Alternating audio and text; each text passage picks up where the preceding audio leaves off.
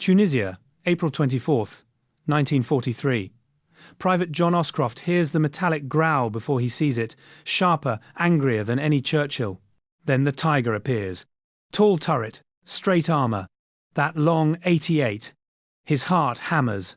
British Churchill's cough smoke behind him. Armour rings like someone slamming iron doors. The Tiger angles off-road. The front sinks. Mud that looked hard turns soft under a thin crust. The driver guns the engine. Dirt flying. Tank wallowing deeper.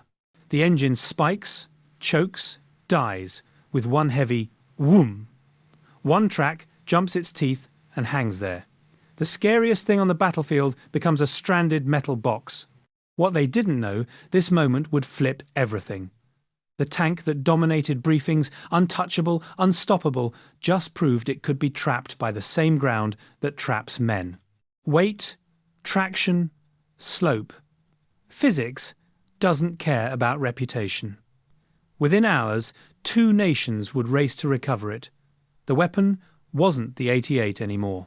It was cables, winches, and the Sd.Kfz FAMO, the German heavy half-track that could tow 30 tons. Could it move 60? In mud? On hills? Under fire? The monster's fate now belonged to mechanics, not soldiers. A German crewman pops the hatch, leans out, drops back in as British small arms fire pings off the turret. The turret swings, searching for a target it can't find. For a solid minute, .174 is just noise, grinding engines, panicked shouts in 2 languages, a sergeant yelling at Oscroft's section to move left. Is that it? Someone near Oscroft says, "Is it broken?" Nobody answers. The Tiger crew scrambles out when the fire gets too thick, running low and fast between scrub and rock. The tank stays. The fear drains away, replaced by curiosity. If a monster can get stuck, who gets to claim it? An Allied corporal crawls up the slope, waving a message pad. "Hold your positions! Keep it covered! That order means something different now.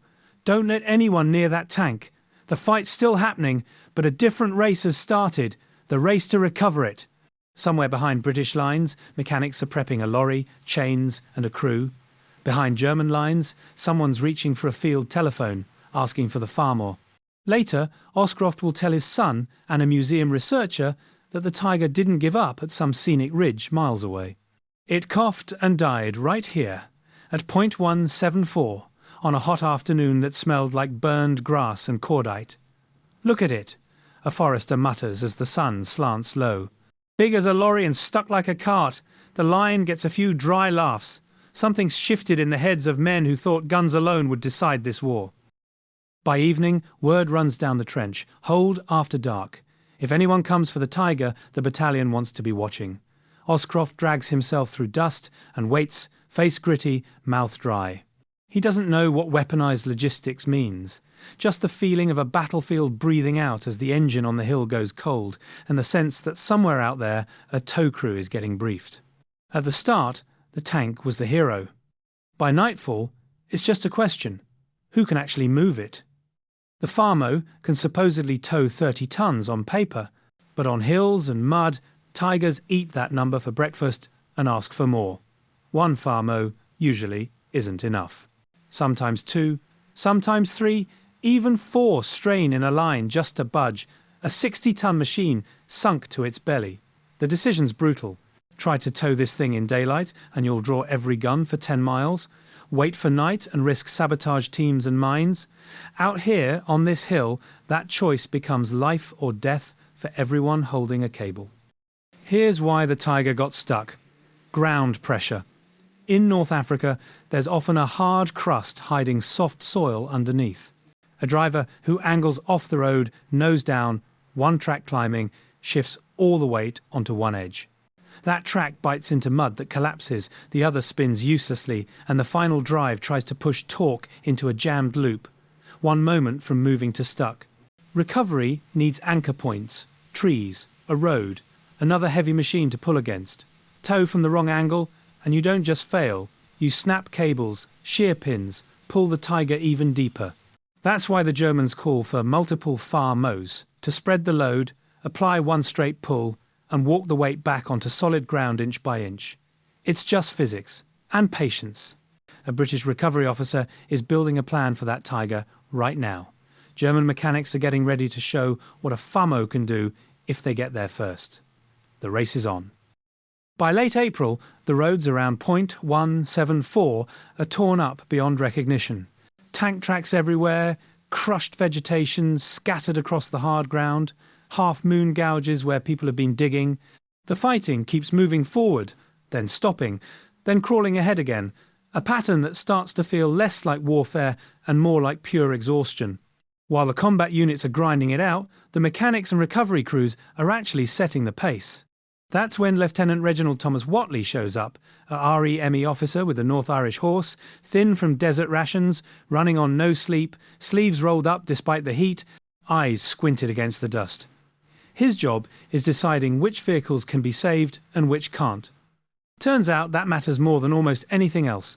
From April 29th through May 6th, one long evening blurs into the next. Churchills keep limping back with broken track pins and this awful grinding sound coming from the gearbox, that mechanical scream that tells you the whole thing is destroying itself, and Whatley's team pulls them through ditches and up slopes that look nearly vertical. If you try towing during daylight and something goes wrong, there's no second chance. Forward observers are watching from the hills, and the sound of a chain hooking onto armour carries far and clear. It's like ringing a bell in complete silence. Every German hears it and knows exactly where you are. One crew tries it at noon because someone up the chain wants it fixed now, and the Germans respond fast. One shot over, one shot short. Everyone dives into whatever cover exists while that Churchill sits there smoking. When the sun goes down, everything changes. Engines drop to idle and settle into a steady, quiet rhythm in first gear. No headlights, just covered lamps with narrow slits, and a man walks ahead with a shielded flashlight, signalling to the tractor drivers behind him. Canvas flaps get tucked down. Tow bars rattle into place. A rigger calls out distances in a low voice. 2. 1. Half.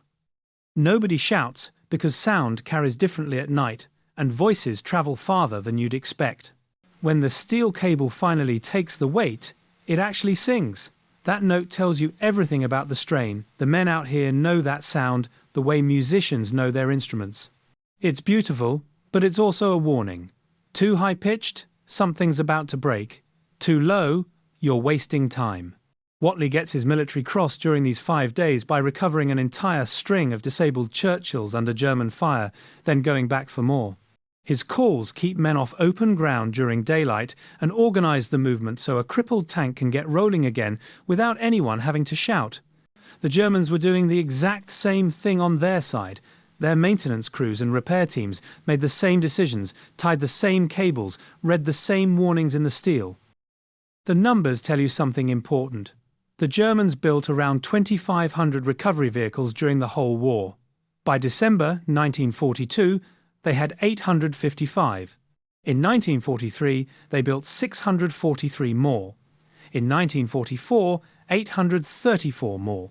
That's demand, production numbers that show how desperately they needed recovery crews. Every new heavy tank they built was basically a promise to some mechanic who'd be awake at 3 a.m. rigging cables with frozen fingers. As tanks got heavier, the need for recovery equipment just kept climbing. One afternoon, an impatient voice crackles on the radio. "Whatley, can you do it today?" His answer comes back flat. "No daylight tow. We'll do it after dark." That's choosing survival over looking good. It leaves a certain taste in people's mouths because everyone wants the problem solved right now. By the third night, even the officers complaining earlier have learned to count down with the crew and laugh quietly about angels who prefer working nights. There's one moment from May 2nd that sticks with the men who were there. A Churchill with a broken track pin is balanced on a shallow ditch like a seesaw, the tank's belly hanging on the edge. Whatley's lead rigger, this guy covered in grease, tries one approach, then another. He doesn't swear about it. He just looks at the ground, measures it out carefully, and checks the tow bar height before lowering the chain by the width of a hand. When they start the pull, nothing happens for 3 seconds that feel like forever. Then the tank shifts and rolls backward. You don't cheer loud when this works, you just exhale. Darkness actually helps. And it's not magic, it's basic tactics. Artillery needs to see its target, and visibility requires contrast. During the day, a tow crew has to move across open ground, and that's when everything becomes visible. Dust clouds rising, sparks where metal connects, cable glinting in sunlight. All of that tells the enemy exactly where you are. At night, those signals disappear. Engines stay just high enough not to stall, but not so high they're roaring. Throttle changes happen slowly, so you don't create smoke that gunners can track. Pulls are done one vehicle at a time so pins don't snap and cables don't whip. Night also cools the machinery down. Steel contracts, ground gets firmer, so an overheated gearbox isn't destroying itself while you're trying to move it. No daylight tow. Then later, you try it now, you'll lose everything. Or from the workshop, under fire, move by inches, not yards. A few days later, that same officer who was pushing for a noon recovery repeats Whatley's line to someone else. Like he came up with it, you let him have it. The real point is, the plan changed, and it's working. A German battery starts testing a stretch of road at dusk with ranging fire, trying to dial in the distance. Whatley decides whether to move now or wait. He holds steady. The crew sits while the probes come in, then the convoy slips through under a low moon when visibility drops. It works that night. It doesn't always work. That's why you remember the ones that do. On May 7th, a REME major is going to take responsibility for the most FAMO's German tank of the entire war and make it move again. May 7th, near point 174. Major Douglas Lidderdale walks up to Tiger 131 with a pencil behind his ear and grease already smudged on his cuffs. The tank sits there like some stranded ship, paint-chipped, turret dented from impacts, hatches sealed shut. The ground around it is torn up with footprints and track marks. It's that specific kind of quiet you get when a big engine finally stops running. Heavy, silent. Lidderdale doesn't waste time. Someone asks, "This one?" And he just says, "We'll take it." 3 words that turn hope into a plan. They rope off the area to keep people back. A REME sergeant takes charge of the rigging crew, barely raising his voice. Chains rattle, slow and careful. The tow points get checked twice. A mechanic crawls under with a lamp, dust turning his hair grey in minutes. A sapper checks the turret for explosives and finds nothing. Clean. The order goes out. Move it. Lidderdale's got 2 clocks running in his head. The first one's ticking off the danger, open ground, possible artillery fire, and the awkward fact that this tank weighs roughly twice what British recovery equipment was actually built to handle. The second clock's counting the opportunity. If this Tiger can start on its own, they can load it and ship it in days instead of weeks. The Tiger weighs about 57 tons empty. A FAMO tractor is rated at 28 tons. They're using 2 heavy tractors doing the real work, with a third standing by as a brake or anchor if things start sliding wrong.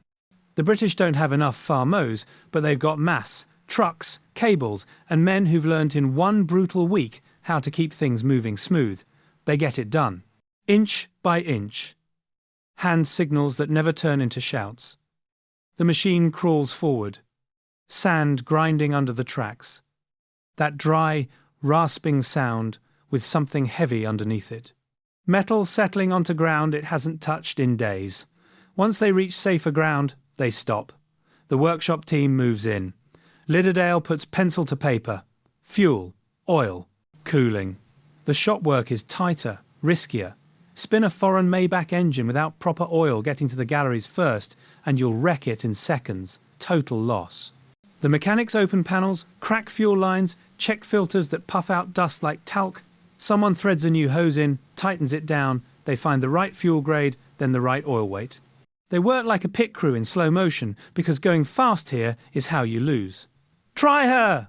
Lidderdale finally says. The starter coughs. The engine turns, but doesn't catch. They check everything again. Second try. A rough grumble. A cough. Then a rising, uneven roar that smooths out as warm oil reaches where it needs to go.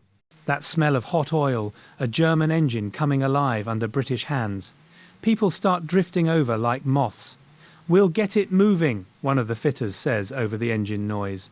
He could mean onto a truck, onto a road, or into history. Honestly, it's all three. At dawn, Tiger 131 is a dead hunk of metal. By afternoon, it's rolling. In a week, it'll be headed to port. These men, who never fired that 88mm gun, just decided what the world's going to remember about this tank. The most feared tank on the map is alive, because they brought it back. Getting a captured Tiger running without destroying it takes real discipline. You keep the power off until every lubrication path is checked. Drain anything that looks sketchy. Prime the oil galleries where you can and hand crank it to feel for anything that might be stuck.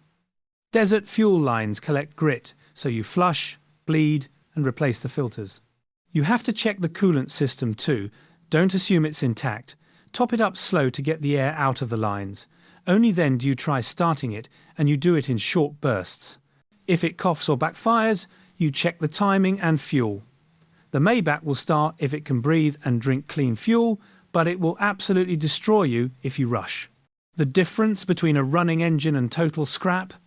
About 15 minutes of patience. Lidderdale chooses to move now instead of waiting. Move and risk enemy spotters, or wait and risk looters, sabotage, or new orders coming down. That first rough idle makes the choice seem obvious now. Except it wasn't. It was a gamble. There's something about it, watching a British wrench finish what a German tank crew couldn't. Not because Germans are stupid. They're not. They're disciplined, capable, brilliant in a lot of ways. But the fight didn't end with the gunshot. It ended with the tow cable and the wrench. It ended with men who had nothing to do with building this machine deciding they could wake it anyway. From dead weight to running engine in days. Quiet workshop tempo. Physics doesn't care about flags. One wrong move, one soft patch of ground. And they'd have needed even more equipment. The engine's running now. What comes next is what happens when you use one German truck to steal another German truck's heart. Tunisia, 1943. Sand whips across the desert, sticking to sweat and mixing with engine oil. A photographer named Dullin snaps a picture. He works for the German propaganda unit. Tiger 141 sits there with its engine torn open to the sky. A massive Maybach engine block hangs from a canvas sling, suspended by two vehicles working together, a Bussing-Nag crane truck and a Sd.Kfz 9 half-track. They communicate with hand signals because the wind drowns out voices. Two flat palms mean lift, a closed fist means hold, a thumb down means lower. A few inches can mean the difference between getting it right and wasting the whole day cursing. The half-track's boom looks like a steel rib cage. The crew chief is an NCO from the workshop unit, and he's doing the math constantly in his head, the angle of the sling, the angle of the engine, the angle of the ground. He watches every small movement. A twist in the strap, how the engine's reflection shifts. The way a helper's hand slowly creeps up because something's not balanced right. Every few seconds, he looks at the sky. In Tunisia, enemy planes are always a threat you need to spot early. The faster they get this done, the better. Tank engines clog up with dust. Filters get clogged, the oil turns black and gritty, and pretty soon the engine starts losing power. That's when rods break. There's no repair depot out here, just this patch of hard ground and a clock running down. So the Germans brought their tow truck. The Sd.Kfz 9 wasn't just built to drag things, it was built to lift. In Dullin's photos, this FAMO isn't just a heavy tractor, it's a surgeon. The engine block, with all its parts, weighs around 500 kilos. Two vehicles share the load to stop the whole thing from swinging around and tearing up the tank's frame. It's not about lifting the most weight, it's about keeping everything stable. They've got maybe 20 minutes before the wind gets too strong to work. Every delay means more risk. The sun's getting higher, planes might be coming, and everyone's nerves are getting tighter. Time is working against them. A good lift isn't about raw strength, it's about the setup. A guy wire takes some weight down to the chassis. A bridle spreads the load across multiple mounting points, so one bolt doesn't carry everything. Ropes and pulleys make the motion smooth and controlled. Taglines hold the engine's corners, so a sudden gust doesn't slam it into the tank's edge. The half-track's engine runs steady and low, powering the winch without jerky movements. A gust hits. The engine swings. Someone yells, "Hold!" Two guys freeze, shoulders tight, eyes on the load as it swings back to center. Sand gets in someone's eyes because he blinked wrong. The air smells like hot oil, rope, and petrol that's been leaking and cooking in the sun all morning. The crew chief notices the sling isn't sitting right on the front of the engine. He could try to lower it anyway and hope nothing goes wrong. He doesn't. He lifts the whole thing back up, resets everything. 5 more minutes they probably don't have. Planes come over at noon. But the engine sits perfect now because he took the time to do it right instead of rushing. That FAMO tractor you've heard about dragging impossible loads across broken ground? Right now it's doing something harder. It's threading a needle in a sandstorm. 2 vehicles lift together to control the swing and keep the tank from getting twisted. They've got minutes that feel like seconds. Every engine they save is one more day that tank and its crew stay in the fight. That means more miles tomorrow, more fuel burned, more rounds downrange. These workshop guys know what they're doing. If you're fighting against them, you ignore that at your own risk. The mechanics work into the night too. Mud and snow thousands of miles away from this Tunisian desert, cables and flares are always ready. The Italians and later the French will learn this lesson the hard way. The side that can fix its tanks faster wins the next battle. That's what moves armies. That's what decides who fights tomorrow. The Eastern Front, 1943. The dark isn't quiet out here. Flares turn the snow this weird blue-white, and steel cables start singing when a crew puts real strain on them. Otto Carius, a young Tiger tank commander with a teacher's face and a boxer's instincts, writes about nights when the tanks sink too deep into the ground. The only way out is a tow, and you've got maybe an hour before dawn breaks. You hear the timber going down under the tracks. You hear the cable hum when it's working right. Then that sick, dead sound, half a second before it snaps and whips through the air like a blade. By now, the order from command is absolute. Not in daylight. And they mean it. Any forward observer who can see a tow can kill a tow. The recovery tactics they learned in Africa don't just disappear, they move north through the mud and into the pine forests, where the men learn to work in darkness. Italy, 1944. A narrow road cut into a hillside. 2 big FAMO half-track recovery vehicles, nose to nose, fighting physics. A Tiger sits between them, too wide, too heavy, its weight just begging for disaster. One FAMO does the pulling while the other acts as brake and anchor, keeping the Tiger's rear end from sliding into the ditch. Military police stand at the turns with one hand up, making those slow circles. Artillery is ranging in, casual about it. 1 shot over the ridge, 1 short in the valley. Everyone's breathing slow, controlled. The rules are brutal and simple. If that lead FAMO hits the gas too hard, the cable jerks and the Tiger lurches. If the brake FAMO hesitates even a second, everything comes down like dominoes. The only thing anyone trusts is that cable. The sound it makes is the only truth that matters. In a photograph it looks frozen. For the men holding the tow bar, it feels like carrying a sleeping child across ice. Here's the thing, 1 tractor pulling straight puts all that massive load into 1 cable. Any slip, any sudden catch, and that load becomes a whip. But with 2 or 3 tractors, the force spreads across them. 1 takes up the slack and hums, then the second adds pull nice and easy, smoothing out those dangerous spikes. A third in back keeps the tank straight and ready to brake if the nose swings. By spreading 57 tons across multiple drivetrains and multiple contact patches with the ground, you turn brittle strength into something bendable, something you can actually control. That's how you tow a Tiger in bad mud without creating a brand new wreck. Normandy, summer, 1944. Darkness isn't a preference anymore, it's policy. When that policy breaks down, scuttling is the last option. The crews in the workshop move around under blackout conditions, faces glowing green in the last light of a Norman dusk. A failed tow. An Allied observer calling in artillery on a stuck Tiger.